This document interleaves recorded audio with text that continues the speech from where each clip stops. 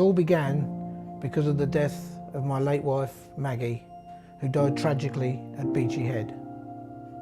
I'll never forget that day. It's that moment when the two police officers stand at the door and they don their caps. It's a feeling of emptiness, it's a feeling of hopelessness and also self-denial. You don't want to hear what they're going to say to you. So you invite them in, you ask them if they want a cup of tea, would they like something to eat, and all the time they are saying, "Mr. Lane, sit down, we need to talk to you." From that moment on, you know the inevitable is going to happen, and sure enough, they told me that my wife had died at Beachy Head.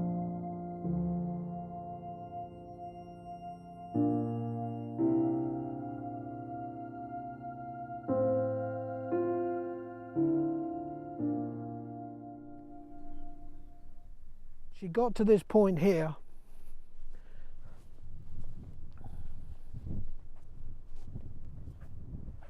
and she went over from there.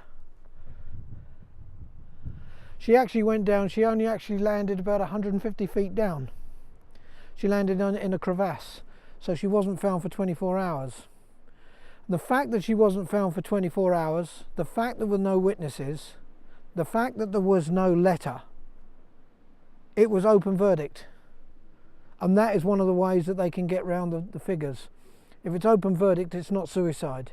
So suicide figures actually are much higher than they tell you.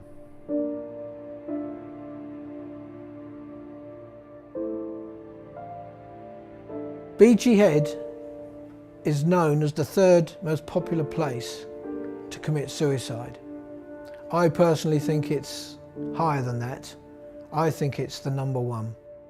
People come from all over the world to die at Beachy Head.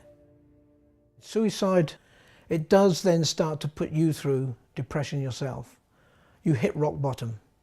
You get to a point in your life where you don't want to get out of bed in the morning. You don't want to eat, you don't want to drink, you don't want to do anything. You don't want to face the world.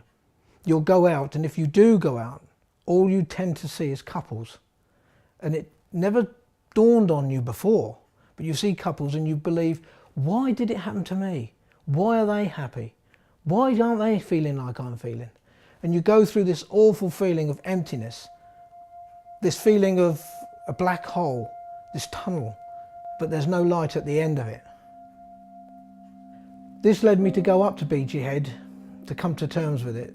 People that lose people need to go to the scene of the tragedy to see and try to understand what has happened.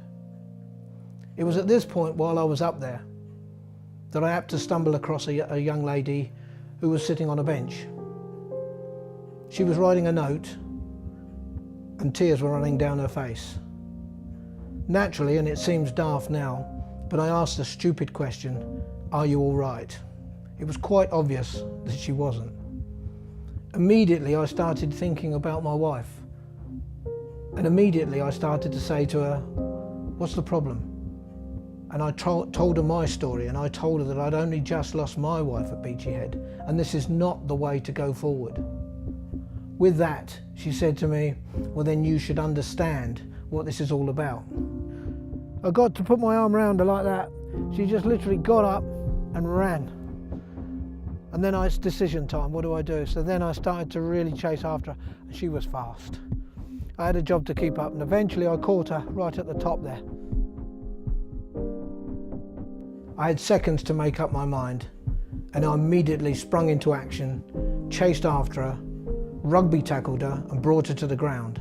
It seemed as if it was never going to end, but luckily the police were looking for her, and they came up and they helped me.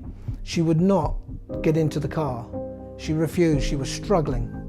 But eventually I said to her, "Look, if I come with you, will you go?" And she looked me straight in the eyes, and it was like looking at my late wife. My eyes were streaming with tears, hers were streaming with tears, and we both got in the police car.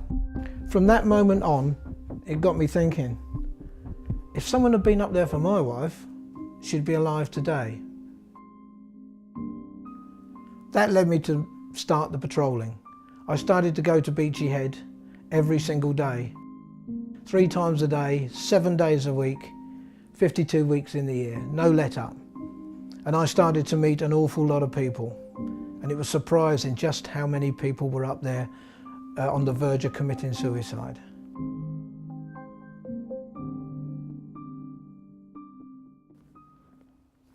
And in actual fact, this is where I would always start my patrols every day. Because of this is where we're coming very close to where Maggie died. I would actually come up here and start, because I would say good morning to her. And then I would start my patrol from this point, looking down that way. And then I'd walk back up that way because you can't see that in that direction. So once I'd said hello to Maggie, I know it sounds strange, but it's part of my bereavement. But once I'd said hello, I start my patrols. And I'd be heading up this way, just to have a look, see if there's anybody that may look as if they're in trouble.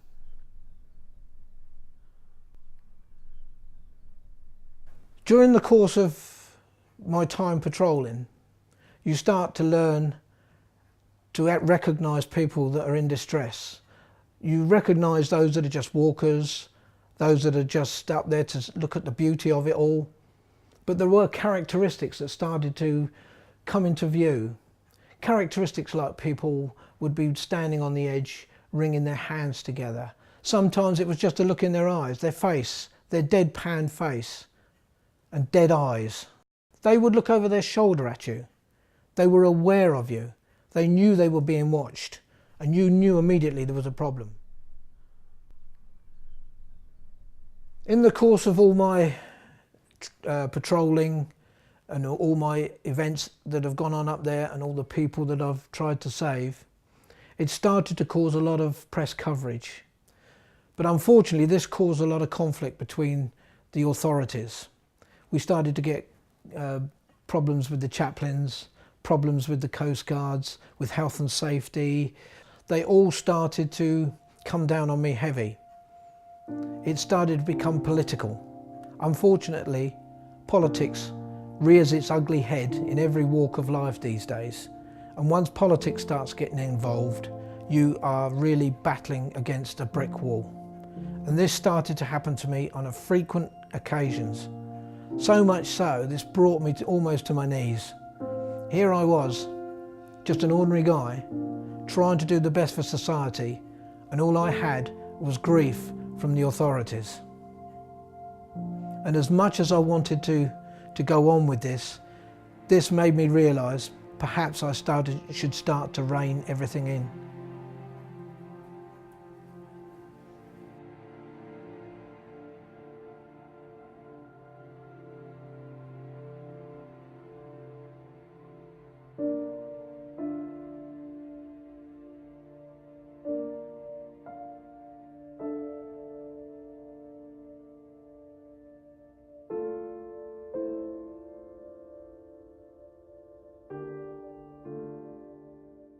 Eventually, over the fullness of time, and with great help from friends, family and everybody else, I started to relive again. I did start to go out again. And then one evening I went up to my local pub. I saw this young lady standing over there. And for the first moment since Maggie had died, I thought, wow. Then I questioned myself. I thought, what are you doing? You can't be looking at anyone else. That's not right. But I found myself looking again. And I still question myself, you're being unfaithful here to Maggie. You can't do this. But I found myself going over, standing next to her, asking if she wanted a drink. And with that moment on, I knew straight away this was it. But I went home that evening, and all the way home I questioned myself. I said, I can't do this. I looked to the sky and I said to Maggie, Maggie, I'm sorry. I can't be doing this, I'm sorry. But I'm only human. And eventually the natural courses took their course, and I ended up meeting and dating Val. And I started to live again. It really was good. I started to realise that I could be human again. But Val herself had got problems. And to be fair to her, she was very, very truthful to me. She told me that she'd got Parkinson's disease. So she said, if you want out now, now's the time to say. I said, what's your point? I said, I could have terminal cancer. How do we know? I said, all I know is I've looked you in the eye and I've fallen in love with you. And I feel that you feel the same. I said, so what's Parkinson's got to do with anything?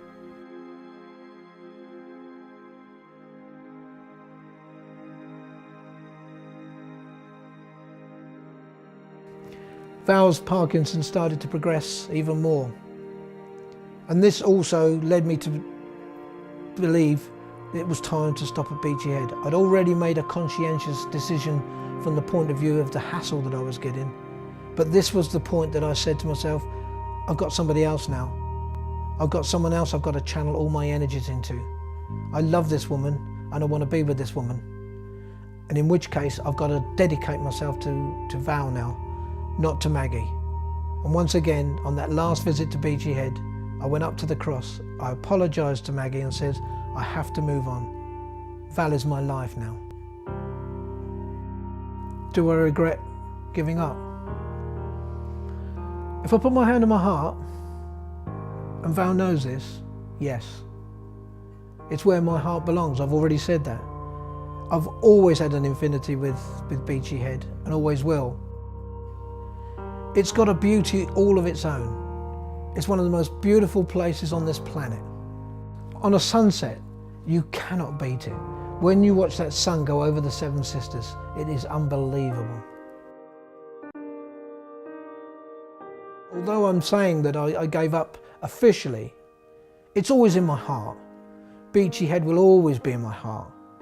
What happened to Maggie will always be in my heart. So when I go up there to tend the cross, I always tend to look around and see if I can see somebody. I cannot just walk away. And even now, I've talked several people away.